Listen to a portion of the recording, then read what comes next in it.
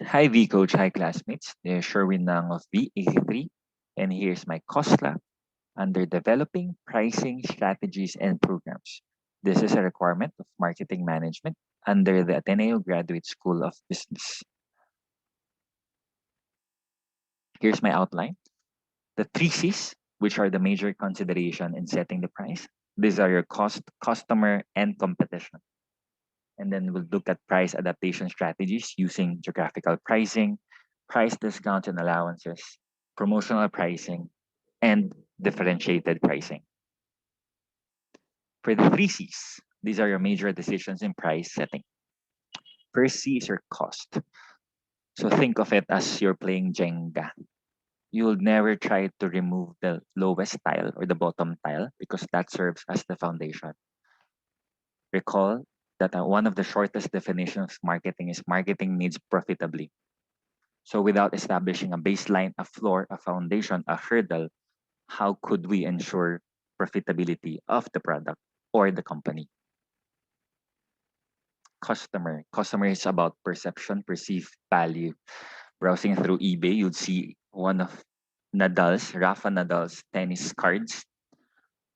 It's fetching around $7,000 now. So if you're an avid fan of tennis or you're just an avid athlete for that matter, or there's something sentimental about it, or you idolize this Rafa, then $7,000 is just peanuts for you. Squeeze in the middle is your competition. Are there available substitutes, options, or alternatives? So just take, for example, Jollibee and McDo. They always tend to position with each other. So these are your three C's. So cost provides the floor, customer, that's your ceiling, and squeeze in the middle is your competition. Adapting it into a banking setup, which is the industry where I belong, when you're offering a time deposit or a checking account, savings account, you have to know the cost of it. So the cost of CASA is your PDIC, DST, or BSP. You have your serve cost. And then obviously your time deposit have the cost as well. On the other hand of the spectrum is our customer. Customer would probably answer the questions, would like to have their questions such as how stable is the bank, how safe is the investment, how much is the potential earning, or probably at the back of their mind, they're just saying, na, okay, it's okay because the BM is my friend after all. Squeeze in the middle is your competition. What are your available options, your alternatives? Do other banks provide better service or perhaps better perks, more perks? Next, we go to price adaptation. We'll talk about 2-1 all the way to 2-4, which is differentiated pricing. We'll start off with geographical pricing. Notice in my example, this is a Big Mac. Big Mac is fetching 133 pesos in Philippine market. In Thailand, that's 171 pesos. Note that some of the Thailanders are non-beef eaters. So they have to do certain customization to their products. So thus, the price difference. I'd like to pull up this PlayStation 5, which was released 2020, which is in a way, one of the few things that were good last year. So it was released. Now, if you look at the pricing, let's look at Canada for one. That's the one with the green thumb. It is the cheapest. No? And then you look at Ukraine, which is the one with the thumbs down with the red mark. That's 66,600.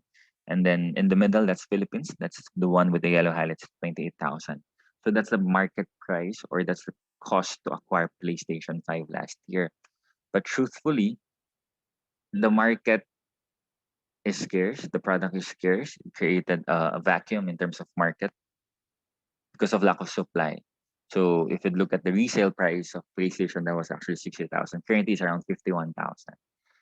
So the reason thereof, because of logistical issues, political tensions, foreign currency exchange. So those are the reasons that company consider in terms of pricing it differently across different geographic segments. We'll go to 2-2, which is your price discounts and allowances. We'll highlight Anson's here. Anson's is my go-to appliance store. So I go here every time I need to replace something, an aircon, a refrigerator, or a TV. So look at the price tag. You have your cash price, you have your installment price. Just a tip for all of us, for all of you, or for all of us who are buyers. If you do have the money, please try not to use your credit card. So I'll just use a rough computation. If it's 2,000 per month times 12, that's 24,000. But the cash price is actually just 21,000 or 22,000.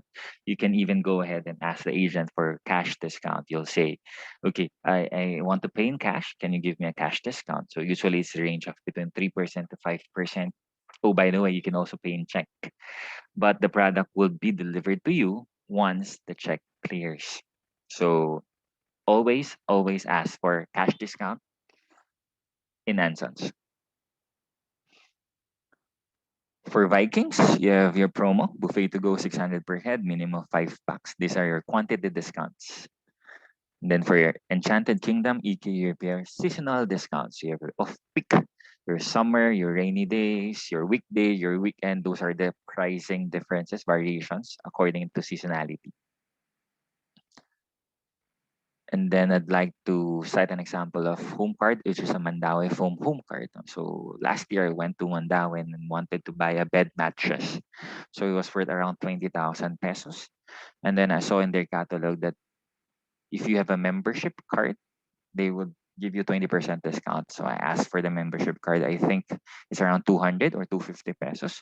So I readily obliged and bought a card or made me a member, because if I do a mental math, that would be 20,000 times 20%. That's 4,000 already. So if I pay 200 or 250, I'm still up by around 3,000 pesos. We go to promotional pricing. These are your Air Asia and your Accor hotels. So Air Asia, if you're a member, you're the basic member, you're categorized as red all the way to black. Obviously, you have to have some spending requirement so that you could go up the ladder, so to speak. So depending on your membership status, they offer you certain privileges or perks. So these are your special customer pricing. Then we have your SNR membership treat. No? So this can be classified as special event pricing. They hold a sale twice a year. So and then they also hold opening sales. So this is their way of moving their goods as well, using the loss leader pricing strategy. So this is a combination of special event pricing and the loss leader pricing. We go to differentiated pricing.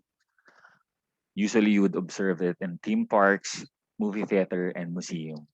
So you'll see different prices for adults, children's, senior citizens, students for that matter. And then in the local industry, you have your transport, you have your BIP card.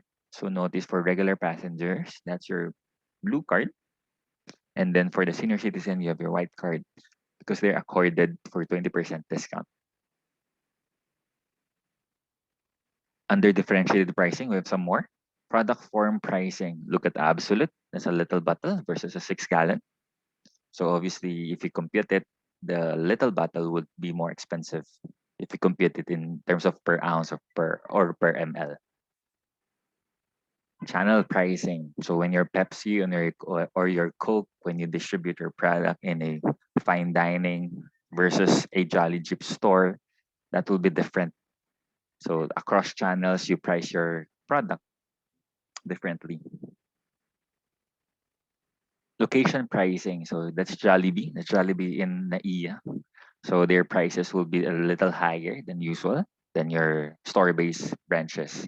So a premium of around 10 pesos for additional for a one-piece chicken would be observed because of the location. And the time pricing, obviously when it's Mother's Day, Valentine's Day, or even All Saints Day for that matter, flowers go as high as 200%. So that's your time pricing in terms of seasonality as well. In the industry where I belong, which is bank, we talk about deposit pickup pricing. It matters how far would be your location from our base branch. So let's take, for example, it's 3 kilometers versus 10 kilometers. Obviously, the 3 kilometers would be more cost efficient in terms of as opposed to the 10 kilometers, which is farther away. For FX trades, some banks also position or have their branches inside the airport, but their business model is geared towards getting currency exchanges. So you would expect that the price is carries a little premium because that's their only source of income. We go to valued or preferential clients. So just simply 100,000 deposit versus a 10 million deposit, that will spell the difference. So you'll get to enjoy higher rates or higher privileges, so to speak. And banks also employ seasonal pricing. So you have your tuition fee payments, back to school financing. You'll offer low financing because of that season or particular need. So all in all, to summarize, we talked about three C's, which are your major consideration in setting the price. These are your cost, customer, and competition.